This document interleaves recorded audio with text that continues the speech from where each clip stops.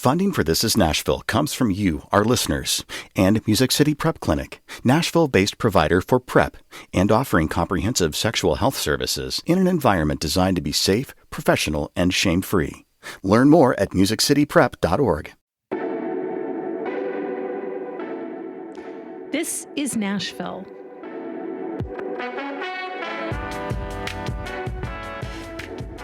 I'm Nina Cardona, sitting in for your host, Khalil Ekulona.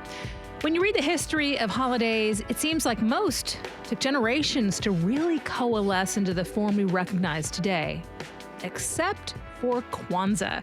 It's really pretty amazing how quickly the idea spread for spending 7 days on a celebration that defies commercialization and, at its heart, is really kind of philosophical. That's got to say something pretty powerful about how well the original organizers really hit the mark. We're going to dig into the origins and principles of Kwanzaa, what it's come to mean to people, and how it's celebrated right here in Nashville. But first, it's time for At Us. Each week, we take the time to read the comments, so you don't have to. Yes, I am encouraging you to literally at us on Twitter at This Is Nashville and on Instagram at ThisIsNashville_WPLN. Joining me now with a look back at the past week is our digital lead, Anna Gallegos-Cannon. Hi, Anna. Hey, Nina. It's always good to see you in the This Is Nashville studio. Well, it's good to be here with you, too. What are listeners talking about this week? Well, it's the holidays, so it's been, a little quieter than usual online lately. But on Tuesday, we had WPLN criminal justice reporter Paige Flager on to talk about the record number of stolen guns in Nashville this year. And that's when a listener who goes by JDub on Twitter shared his thoughts on how Nashville can reduce the number of gun thefts. He tweeted, quote, "Increase the penalty for gun thefts and any crime where a gun is in possession, whether it's used or not, with bail or parole. Too much money to be selling guns illegally or even full amnesty from gun buybacks. Address the carrot and make the stick more painful." Is his comment about selling guns illegally and buyback programs true? Well, yes and no.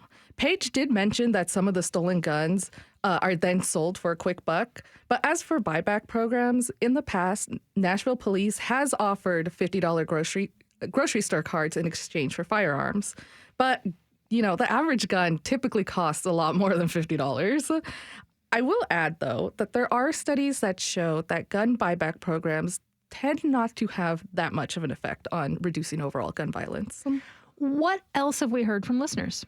So also on Tuesday, during our conversation about tough holiday conversations, listener and former guest Rachel Kessner wrote to us saying, "So the thing my dad says is, quote, listen to what I said, not what you think I said. That is harder than I'd like it to be, but I think it is worth remembering to listen critically." And you know what, Rachel? I think that's pretty sound advice from your dad. It really is. Now, this week, not only did we hear from listeners, but also from a guest.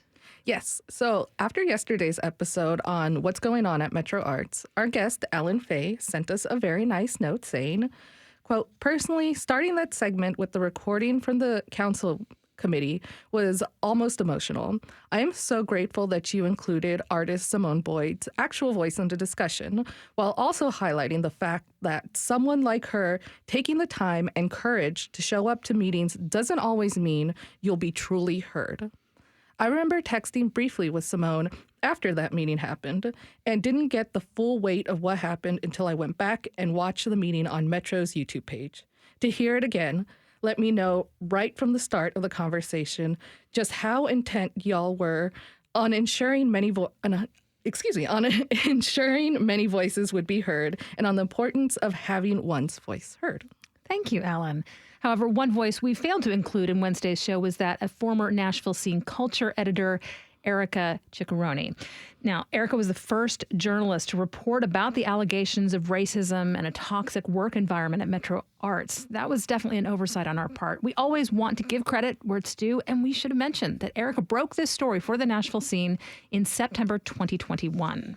Right. Something else that came up in yesterday's show was the mental and physical toll on the women who were at the center of the story.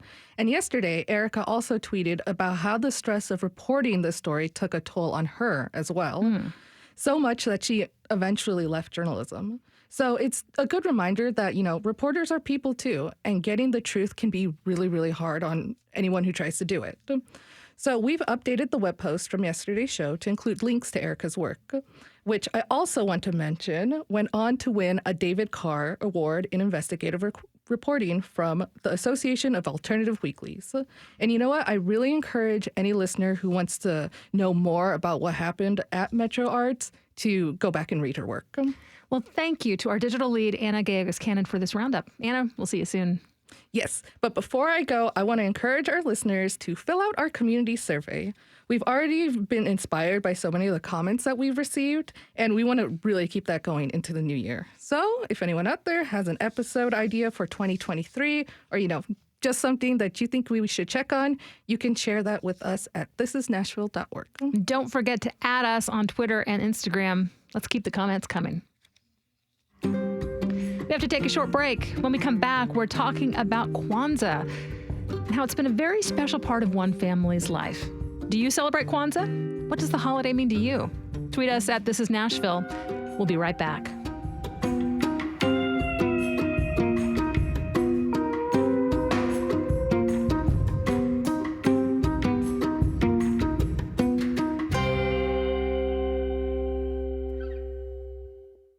Funding for This Is Nashville comes from you, our listeners, and Music City Prep Clinic, Nashville-based provider for PrEP and offering comprehensive sexual health services in an environment designed to be safe, professional, and shame-free. Learn more at musiccityprep.org. I'm Nina Cardona, and this is Nashville. Kwanzaa is a celebration of family, community, and shared values. The idea of celebrating this holiday has only been around since 1966, but many Black families in the U.S. and around the world wouldn't end their year without it. One of those families includes someone whose voice will be very familiar to regular listeners of this show. That's right, I'm talking about your usual host, Khalil Ekulona. So it is funny to say this to you, Khalil, but thank you for being here and welcome to This Is Nashville. Hey, thank you, Nina. Thank you so much. It's good to be here. All right, so I know you are technically off the clock right now, but why don't you tell us who else is joining us today? Oh, wow. A lot of times in life, it's the parents who get a chance to gush about how proud they are of their children, but now the tables are turned, and I get a chance to show off my parents to the listeners of Middle Tennessee. I'd like to welcome my parents, my mother, Olufemi Ekulona, and my father, Ademola Ekulona, to the show. That's who's joining us. Welcome indeed. Oh, thank you. Thank you. Ademola, I understand you were interested in Kwanzaa from the very beginning of the holiday. So let's set the scene a little. How old were you, and what was going on in your life at that point? Well, I'm now 76. And at the time, 1966, I guess that was, 50 years ago or something like that. And it was just very much adjusting to the evolution of the civil rights movement into a Black consciousness movement. And I wanted to do what was supposed to be done, be part of what was going on. I was a young person. And so when I found out that the holiday of Kwanzaa existed, I wanted to find out more about it. So I began to do research in the community. So how did you first hear about Kwanzaa? Rumors. I was living at the time in Montclair, New Jersey, and things that were going on in New York or anywhere else, would come by word of mouth because there wasn't much media attention to African Americans at that time, except in the civil rights demonstrations. And so we got information with local institutions and hearing what was going on in other places. Well, and what did you hear about Kwanzaa? That it was an alternative in some respects. Some people talked about it as an alternative to Christmas, but it actually has nothing to do with Christmas. Okay. And people were saying, well, we don't want to have a substitute for Christmas. And I came to find out that it was not. and it had never been. But I think because it occurs in the same season, people at first thought it was an alternative to Christmas, but it just so happens that they're celebrated at the same time of year. Now, Olufemi, how about you? Where were you at that time? That's what I'm trying to figure out. Well, how about this? What were your first impressions of Kwanzaa as you first heard about it? Well, when I heard about it, and I didn't think much of it then. But then Ademola, Khalil's father, he really started teaching me about Kwanzaa and the meaning of it, And it's because of him that I think that I got into it a little bit more. And we did it. We did it for quite a while with the children, and I really liked it. It really did help give you a sense of pride, which what it was supposed to do, and we did it with the kids. And there's 7 days, and we talked to the kids about it. They had to act upon it, whatever the day meant. Yeah, and we're going to get into the meaning of those days. I want to get that sense of the feel of Kwanzaa first, and I think it's really interesting how you're talking about with the children. Is that what really drove you to really take on the celebration of Kwanzaa in a really serious way, or intentional? Yeah, it did, and it made us closer, and it really taught the kids. They knew what each day meant. And like I said, because we would talk to them about it, it meant a lot. It meant a lot, and they went along with it. They didn't have a problem with it at all. Now, some families choose to leave Christmas aside in order to focus on Kwanzaa, and others do both.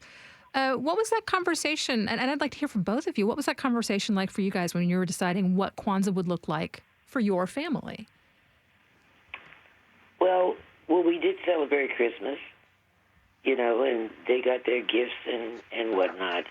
But I don't know. Ademola, what do you think?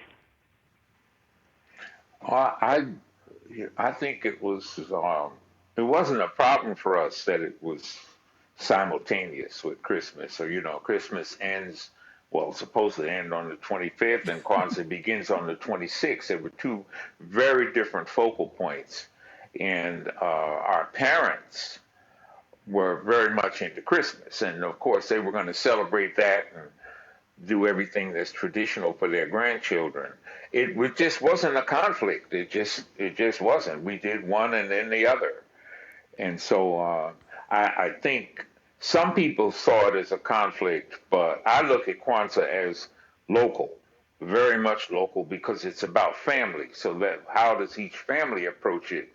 And then that family fits into community. And so if there's no conflict in the family, there's not necessarily a conflict in the community. What did your parents think about you adding in this new holiday? Did they celebrate Kwanzaa with you too? Or was that just something for you guys? No, they didn't. They were of a different generation. And there were a lot of things that were going on at that time that, we did that they didn't.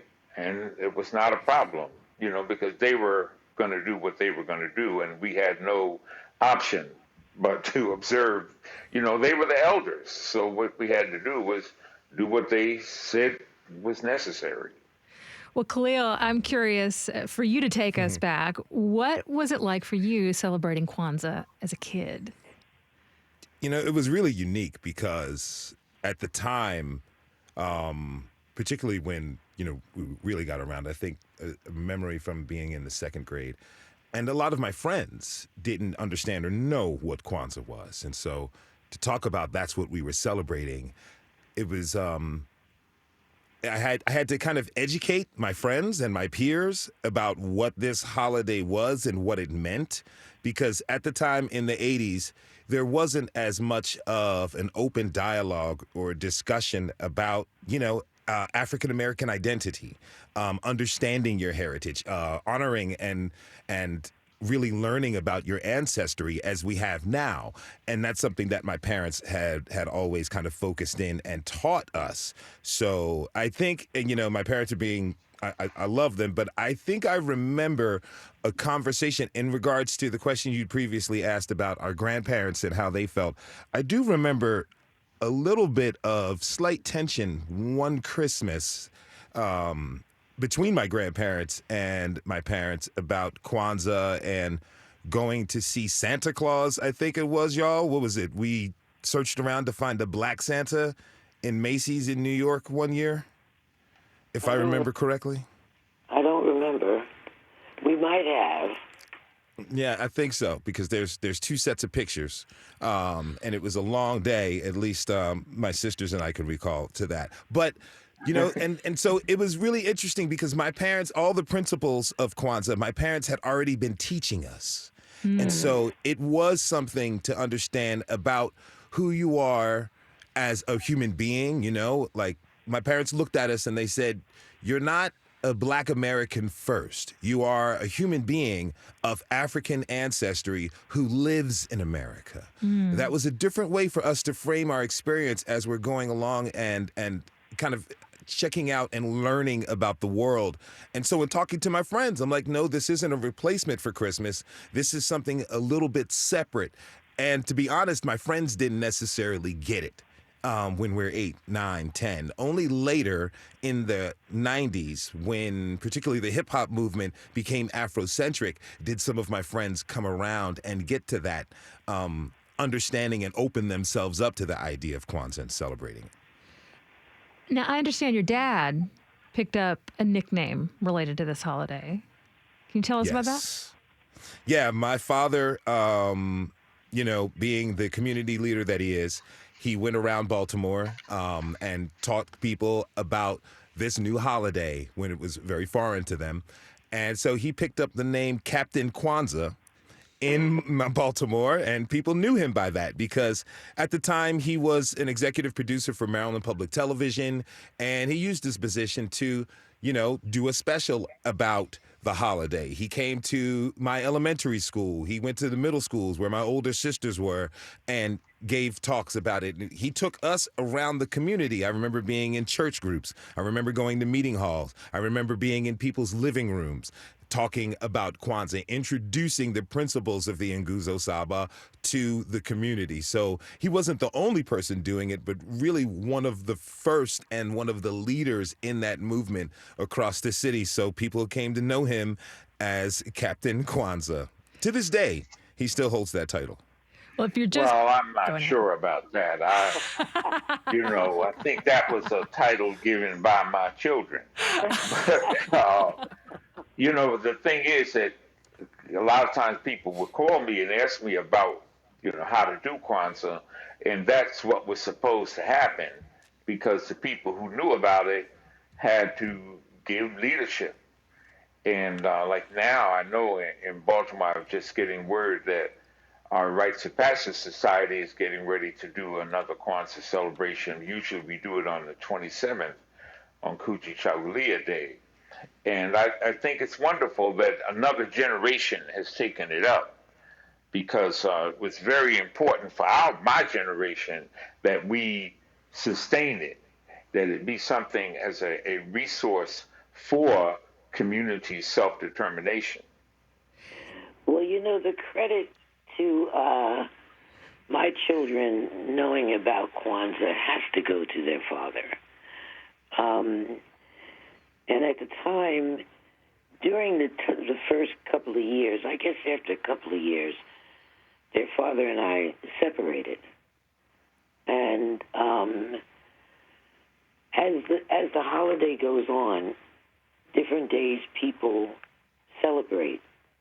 And this was, I was certainly invited, but this was his special time to be with his kids and to teach them what it was all about. And they would go to different families and stuff and celebrate and enjoy it.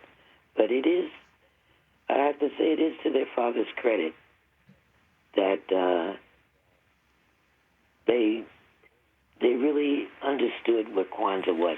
I went along with it, and I loved it, but he gets most of the credit for this.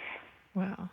I would say it's a little bit. I would say it's a little bit of a combination because, while Baba, my father, came with the philosophical end of it to get us to understand this deep meaning, Ia, my mother, you were the heart of all those things.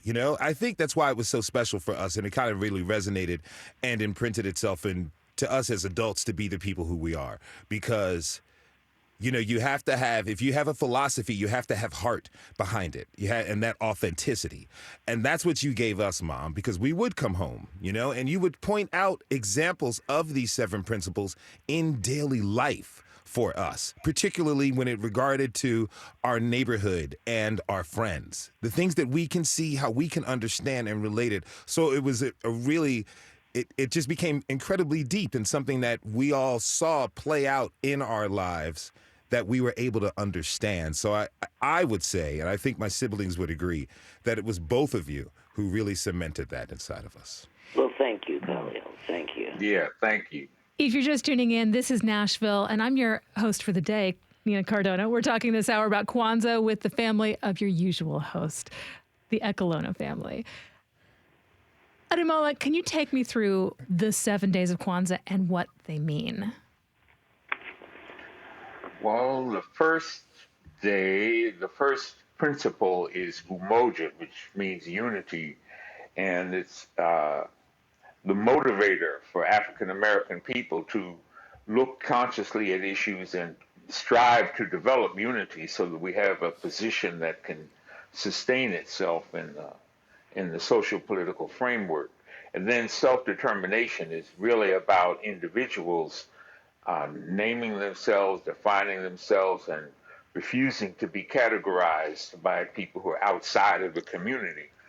And then Ujima, collective work and responsibility, which is about how families and communities can work together to achieve goals that are agreed upon. And then it moves into Ujamaa,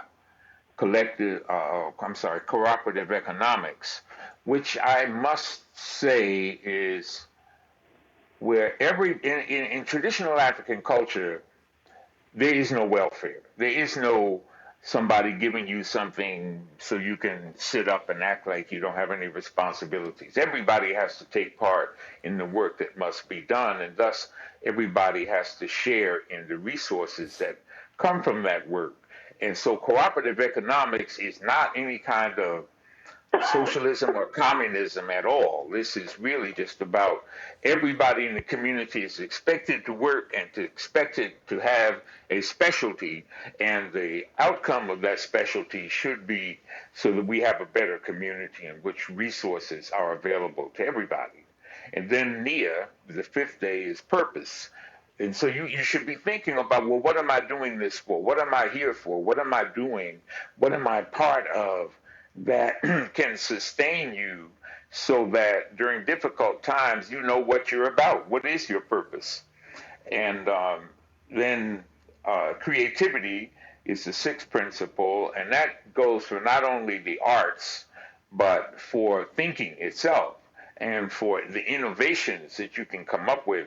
And I especially, I look at women as the creative way that women go about doing what must be done and how much they serve everybody with the creativity in the community. I mean, from the way Olufemi would braid the girl's hair to what's going to happen, how does the house going to look, and how do we participate in community.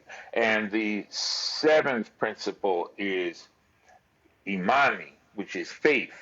And that's where you get a merging of the different faiths that people bring to the Kwanzaa celebration. If some people are Muslim, some people are Christian, some people are traditional African, some people do not have a religion, so to speak, but they have faith and a trust that we're doing the right thing, and we should be able to build community. and that brings the strength to everybody in community. So that's what it's all about, and it's very much interpreted locally. So I can imagine there would be differences between what's done in Baltimore, what's done in Atlanta, and what's done in Nashville. And I look forward to that. I always enjoy going to different places and seeing what they're doing. And so it's really a time to celebrate the value system that has assisted African Americans in obtaining the freedom that has been so long sought for. Those are some really big ideas. I really appreciate some of the specifics that you gave in there about some things like, creativity can be the way that hair is braided. What does it look like to celebrate something like, say, Ujamaa during Kwanzaa? Well, that's very deliberate because it's about the economics. Okay, well, so you're going to have a community celebration. Well, where does the money come from? Where do you get the resources so that the community is celebrating? The food. The food is usually what in America would be potluck, but we call it's a karamu, where the food is everybody brings something, and as a result, you have a feast. So instead of having one big bowl of chicken, you've got 7 different kinds of chicken, and you've got all these vegetables and different types of contributions to the community feast. And so that comes, everybody has to put money out to get those things and prepare them for community. And the sharing of them is what is the point of it. Olufemi, as a mother, how did you help your kids think about those concepts? Well, you talk to them, and you just let them, like, self-determination. You sit and you talk to them about what they see and what they want in life, and how they'll go about it. Now, one funny thing was when it comes to, which one is it? Emoja, and its collective work and responsibility. And I would talk to them about it, and then I'd say, now it's your responsibility to go clean up your rooms. Khalil, how'd you feel about that? Yes, that principle came around chores a lot. And they go, oh, but I said, but that's your responsibility. But you just take each day and explain it to them, and try to have them to do something that day represents. And I have to say they were very much in tune with it. They really and truly were. Khalil, as a kid, when you knew that Kwanzaa was coming up, what was kind of the feeling? What was the image that you had in your head of, okay, this is what's going to be happening? It's almost Kwanzaa. I think about it, and it's all these warm colors, very delicious foods going around the different communities, eating wonderful meals. I believe it was one family, the Alette family, they made this chicken adobo that was, I've had nothing like it since. It turned me on to adobo, and I love it. But it was also the end of the year. And so with that, the principle particularly of Kujichagulia, self-determination that my mother was just talking about, as we enter the new year, how are you going to be? How are you going to act? You looked forward to the year in how you could instill those principles. And it was always fresh on my mind for the first couple weeks of the next year in January. Then it kind of dissipated, but being an adult now and looking back, I saw how I was able to act out those principles in my life. Now, I wasn't perfect at all, and I was also a young person, so I was bound to make plenty of mistakes. And to be honest, with my situation, both of my parents sat me down to talk heavily about self-determination, Kujichagulia, and Nia purpose, because when report cards came around, I guess I would say I was the disappointing one. And so I would get talks about, hey, what are you going to do? You get your average up and get on top of your work. They would use those principles And I looked at it as an opportunity to be better. You know, we often look at New Year's as a time for resolutions. Are we going to keep? But these were more of, who are you going to be? You know, what's the type of person you're going to be? And it allowed me to think, you know, kind of that deeply from a little child all the way through to my adulthood. And it was just a wonderful time, you know, the fact that we were able to celebrate different. I think at one point in time we celebrated Hanukkah, Christmas, and Kwanzaa for years because of the family and the diversity of our family. And so it gave me a worldly aspect in the suburbs of Baltimore, Maryland. Oh, yeah. Now, one thing that we did do in the very beginning, because they were so young, usually on the last day is where the big celebration is, and the children get their gifts and everything. We kind of changed that a little bit. They got gifts. We divided the gifts, and they got gifts at Christmas time, but to make them understand it a little bit more, on Kwanzaa we gave them a gift a day. Do you remember that, Ademola?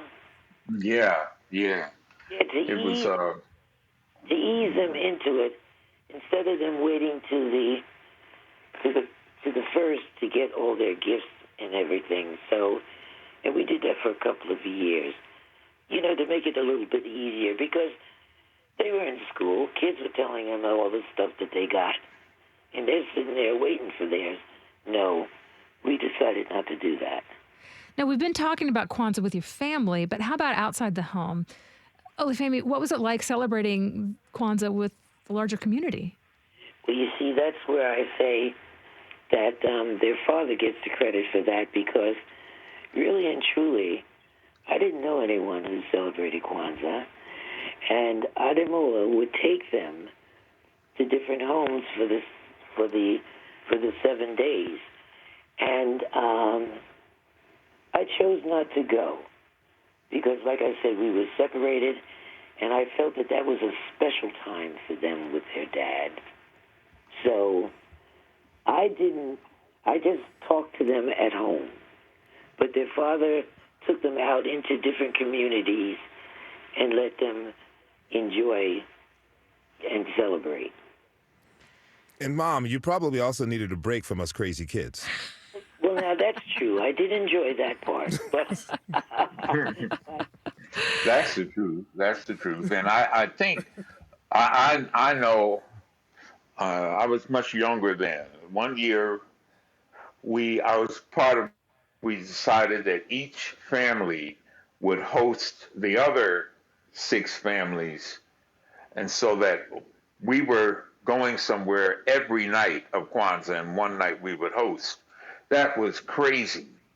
It's too much, much too much. And so that was the one time we did that. But it was great because, it was hectic for everybody. But now I would go to maybe 2 different outside events, but then do the ceremonies at home also. Well, I could listen. Children in the house. Yeah, I could listen to you guys talk all day. You are just wonderful, sweet people. We've been learning about Kwanzaa with the Ekulona family. Khalil Ekulona is usually the host of this show. This is Nashville. He was joined by his parents, Ademola and Olufemi Ekulona. Thank you all for joining us. Thank you for having me, Nina. Here. Thank you for having us. Yes, it's our pleasure. We have to take a short break. When we come back, we'll talk with some of the folks bringing Nashvillians together for Kwanzaa. What are your favorite Kwanzaa traditions? Tweet us at This Is Nashville. We'll be right back.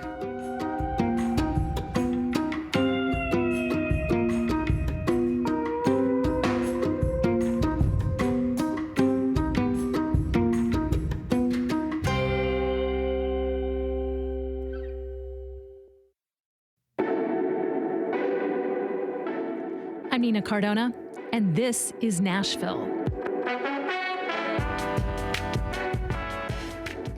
Kwanzaa can be a mix of celebration in the home with family and loved ones and larger events that involve the whole community. It's a little different in every place. Nashville is one of those cities where people can really feel that togetherness in a big way every night of Kwanzaa. And that takes a lot of coordination and passion for the community. My next guests know all about that. Marquita Holt is board member of Kwanzaa Nashville, and Janine Blackman is president of the African American Cultural Alliance. Thank you both for being here, and welcome to This is Nashville.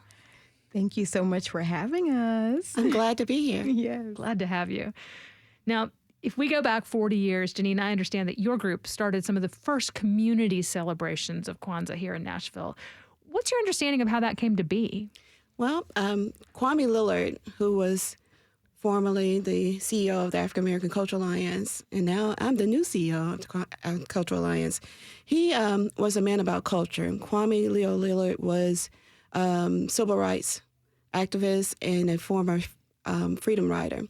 So he was all about culture in Nashville. So my first experience was going to an AACA Kwanzaa event.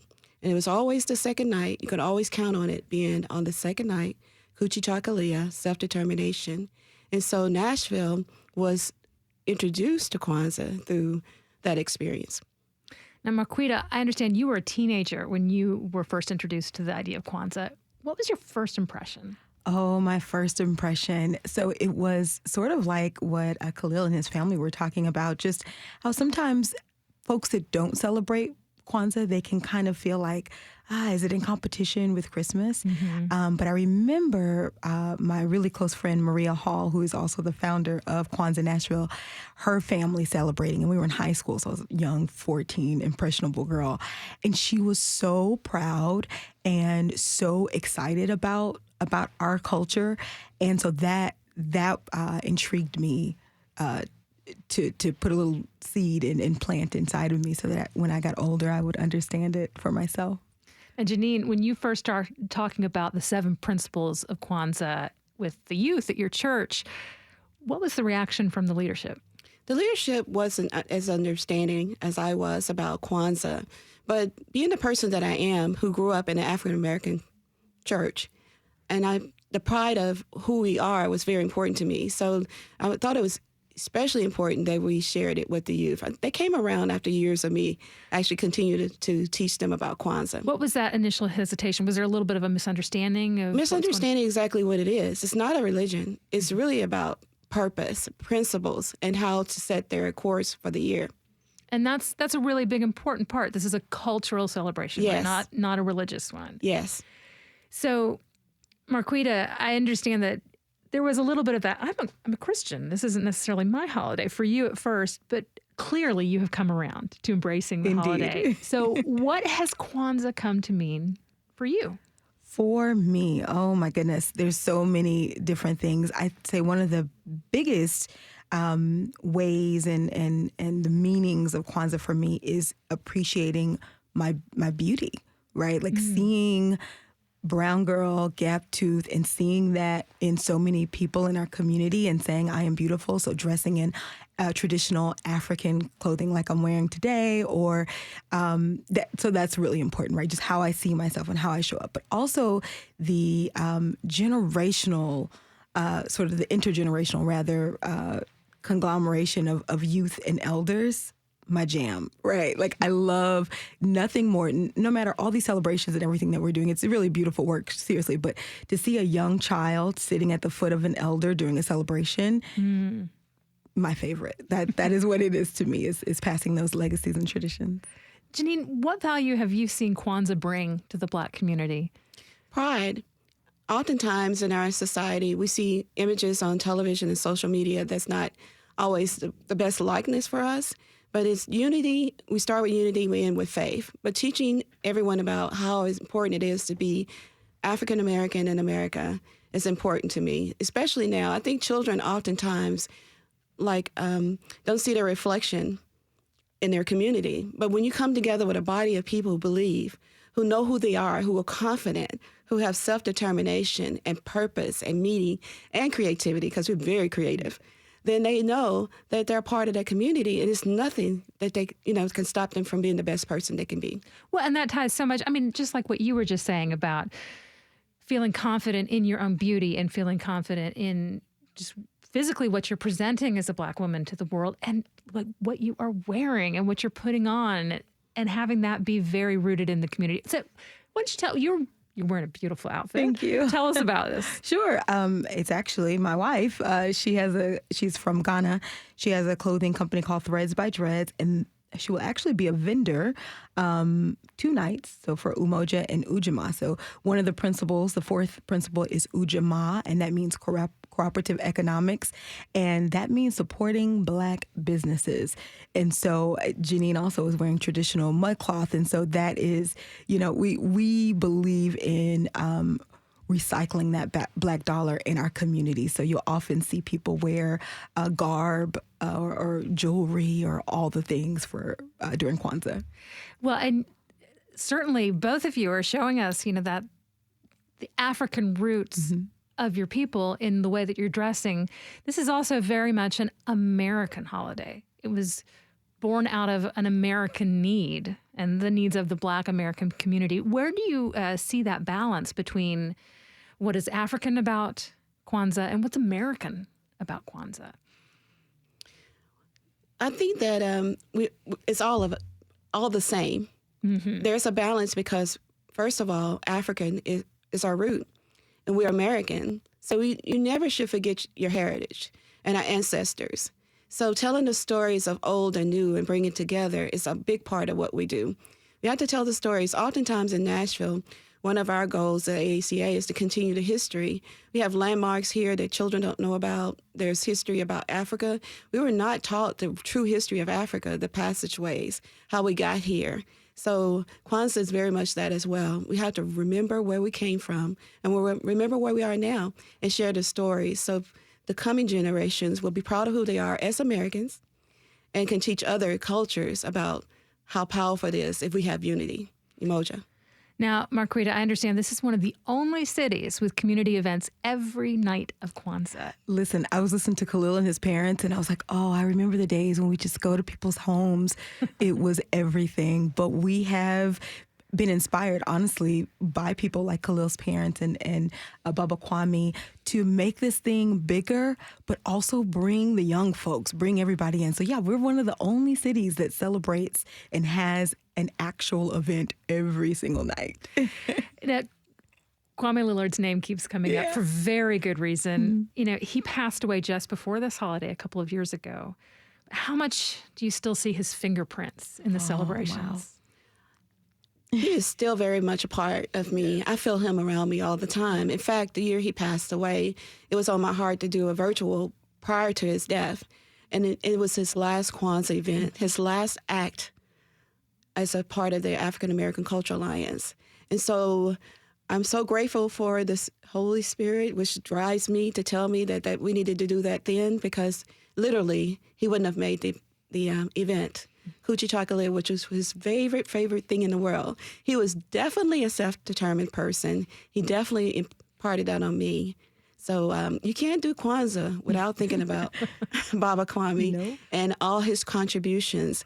And he lit me up the first time I saw him holding up that corn, that fruit, to teach us about self-determination, how to come together as unity. He always talked about one love, one people. Marquita, how about you? Where do you see his fingerprints? I'm getting a little emotional. So I hear him singing the Kwanzaa jingle.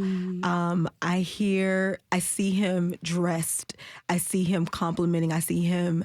One of my favorite things about Baba Kwame is sort of what I was saying before, but he had this thing that he would say to me about connecting Black folks, meaning there can feel like, people that celebrate Kwanzaa are sort of self-righteous and they know all about themselves and, all these things. But also there are people who've never heard of Kwanzaa, and we have to reach everybody. So even just doing this work and being here with you today lets me know that I can spread the news to a broader audience. And so that's all Baba Kwame. That's all Baba Kwame for sure. Maria Hall wasn't able to join us today, but she told our producer that Kwanzaa in Nashville feels like a kind of reunion, and she described it as spilling out into the streets. How would you describe the feeling of Kwanzaa here in Nashville? The correct family. Family. In the eyes of the children, I love children. So watching them come up into like the Konara, or the families come together to the celebrations, the dancing, the music, the food, and supporting each other economically and in the community, all of that together brings about a wonderful week. You really don't want to miss it.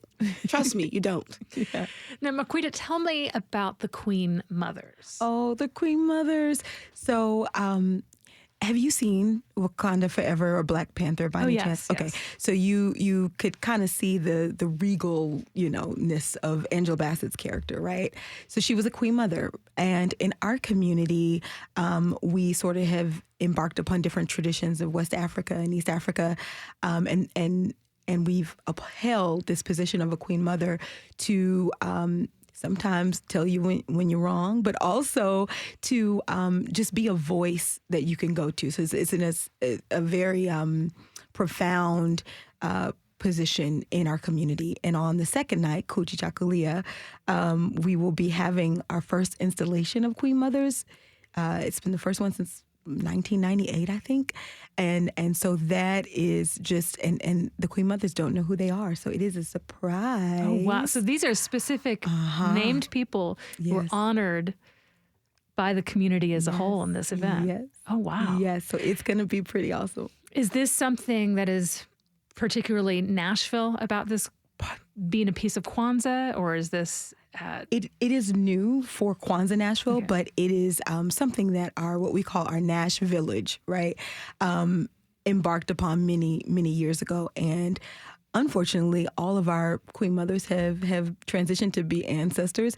But fortunately, we feel them in everything that we do. So it's going to be an honor and privilege to celebrate them. But it is not just a Nashville thing. I mean, like I said, it's gathering different traditions from West Africa, but it is native to Nashville in the folks that we are going to make Queen Mother. So, and it seems to me that touches on something both of you brought up earlier, which is that intergenerational aspect and respecting elders, but also bringing the children in to understand about respecting their parents and their grandparents and the I'm putting air quotes here, grandparents out in the community. That's right. Aunties, uncles, yeah. Right. That's and right. How important is that aspect of Kwanzaa to you, Janine?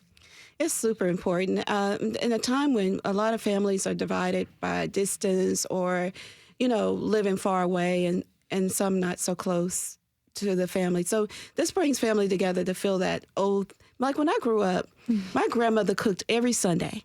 Every single Sunday, we would go to a grandmother's house. We'd have a beautiful meal. We would play in the yard, ice cream, the whole 9 yards. So Kwanzaa will help you bring back that feel of family. No one hugs you like a grandmother. No one talks to you with wisdom like a grandfather. So when you come to the Kwanzaa celebration, you're going to get all of that. You're going to get a little loving. You're going to get someone who respects and understands you, but also maybe some correction, which sometimes is necessary, but also will help you understand your purpose. By our actions, will inspire some young person to know how important they are to the community, and they will take this baton and create other communities of Kwanzaa in next 365 days, because Kwanzaa doesn't end on the 1st. It continues on through your lifestyle. So 7 nights, 7 events, and I know it's like asking you to pick a favorite child, but Marquita, what are you not do that? Really, what is this extra excitement for you as you go into this week? 2, 1. Sure. Okay. Sure, I'm so sorry. So definitely Kuchichakulia with the Queen Mothers. It is going to be amazing, but it is also just to honor these women and their service and all of it and regalia and, the beauty of it all. I love that. Really excited about the night of Nia as well. Resonates with me. There is a panel, and it is called The Beauty and the Burden of Black Excellence. And so that panel, it's got Judge Rachel Bell, a couple other folks, and talking about Black excellence is beautiful, and it really is, but sometimes you feel like you're in a bubble of perfection that's not real. So I love that balance of understanding what that means. So those are 2 of my favorites. I'm sorry. Do you have a favorite? I cannot. I will not get myself in trouble on this radio and have my phone blow up afterwards. Well, but let's put it this way. If someone is going to be celebrating Kwanzaa in Nashville for the first time, in just a few words, what can they expect to see and hear? Love, music, joy, from unity to faith. Fabulous. Well, this year's Kwanzaa begins on Monday. Marquita, Janine, thanks so much for joining us. And I hope you both have a beautiful and meaningful Kwanzaa this year. Thank you so much. Happy Kwanzaa. Thank you so much. Marquita Holt is on the board of Kwanzaa Nashville, and Janine Blackman is president of the African American Cultural Alliance. If you're interested in checking out some of the organized events for the holiday, you can find a schedule at KwanzaaNashville.com. We want to thank everyone who tuned in this hour. Tomorrow, the This Is Nashville team will be off, but we're bringing you a special holiday episode of The One Recipe from the producers of The Splendid Table. We'll be back next week with a slate of our best shows of 2022. Tune in. This Is Nashville is a production of WPLN News and Nashville Public Radio. Listen back at thisisnashville.org or wherever you get your podcasts. Our producers are Steve Harush, Rose Gilbert, and Magnolia McKay. Our digital lead is Anna Gallegos-Cannon. Michaela Elias is our technical director. Our executive producer is Andrea Tudhope. The masterminds behind our theme music are Larange and Namir Blade. Special thanks to Maria Hall. The conversation doesn't end here. Tweet us at This Is Nashville. Find us on Instagram and tell us what you want from our show by filling out our quick survey online. This is Nashville. I'm Nina Cardona. We'll see you tomorrow, everybody.